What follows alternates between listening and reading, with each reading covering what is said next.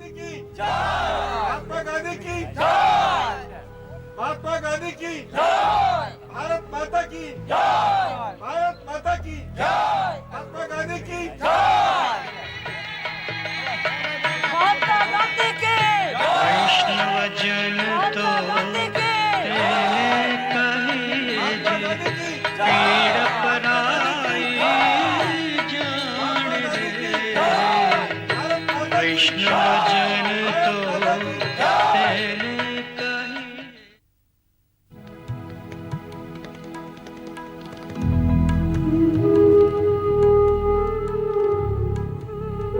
गांधी स्मृति महात्मा गांधी का एक ऐसा पवित्र स्मारक जिसमें राष्ट्रपिता ने अपने जीवन के अंतिम वर्ष बिताए। कभी बिड़ला हाउस के नाम से प्रसिद्ध यह भवन आज भारत ही नहीं दुनिया भर के लोगों के लिए एक पवित्र भूमि है। एक ऐसी पवित्र भूमि जहां आकर वे सत्य और ईश्वर को एकाकार होते हुए महसूस करते हैं। यहां आने वाले देशी विदेशी सैलानियों और दर्शकों को आज भी इस इमारत के अहाते में इधर-उधर घूमते समय उस युग पुरुष के होने का एहसास होता है जिसने हिंसा, आतंक, शोषण और अत्याचार से पीड़ित विश्व के जनमानस को सत्य, अहिंसा, प्रेम और भाईचारे का संदेश दिया। यहीं आसपास से कभी गांधी जी गुजरे होंगे और यहीं कहीं वे लोग भी होंगे जो पूज्य बापू से मिलने के लिए देश के किसी कोने से आए होंगे। उन दिनों जब इस भवन में एक और राजनीतिक गतिविधियां तेज थीं, वहीं बापू का हृदय सांप्रदायिक हिंसा और भारत विभाजन की पीड़ा से हाहाकार कर रहा था। लाखों करोड़ों लोग महात्मा गांधी में भविष्य की राह खोज रहे थे। वहीं बापू अंतर्मन में जान गए थे कि अब ईश्वर से साक्षात्कार का वक्त आ चुका है। वे अपनी रोजमर्रा की जिंदगी से उदासीन हो गए थे। उनका स्वास्थ्य दिन ब दिन गड़बड़ा रहा था। वे अपनी देह को तिल-तिल कर चुक जाने के लिए छोड़ चुके थे कि काश उससे भी भारत की गरीब और पीड़ित जनता को रोशनी दिखाई दे। 2 अक्टूबर 1947 का दिन वो बापू का अंतिम जन्मदिन साबित हुआ। भारत को आजाद हुए 2 महीने भी नहीं हुए थे। देश के वातावरण में खुशियां और गम एक दूसरे में घुलने मिलने के लिए बेचैन थी। बापू को दुनिया भर से सैकड़ों बधाई संदेश आए। उन्होंने जन्मदिन की बधाई देने आए लोगों से पूछा, क्या यह ज्यादा ठीक नहीं होता कि आप शोक संदेश भेजते? मैं हिंसा और नफरत से भरे वातावरण में जीवित कैसे रह सकता हूं? इस कक्ष में शांति का वो साधक मानवता की रक्षा के लिए अपने आप को मिटा देने को आतुर था।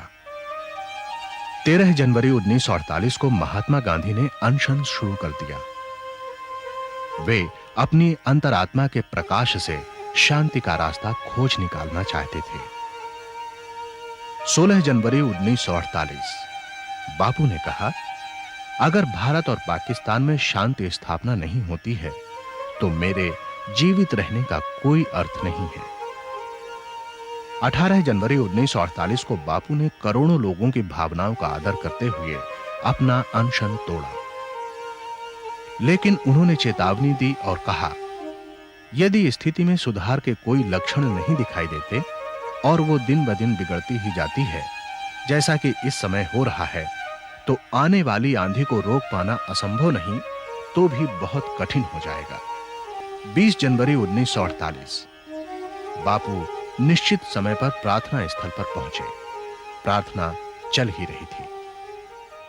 प्रार्थना के दौरान ही बम विस्फोट हुआ। बापू विचलित नहीं हुए। बापू के अंतिम दिन के बारे में अपने संस्मरणों में बापू के सहयोगी प्यारेलाल जी ने लिखा था, सारे दिन लोग लगातार मुलाकात करने के लिए आते रहे। बापू ने कमरे से निकलने से पहले आखिरी बात कही, मैं आज 10 मिनट देर से पहुंचूंगा। देर से जाने में मुझे नफरत होती है। मैं प्रार्थना की जगह पर ठीक 5 बजे पहुंचना पसंद करता हूं। प्रार्थना सभा में पहुंचने के बाद और प्रार्थना शुरू होने से पहले बापू हिंसा के शिकार हो गए। उनके मुंह से आखिरी शब्द निकले, हे राम।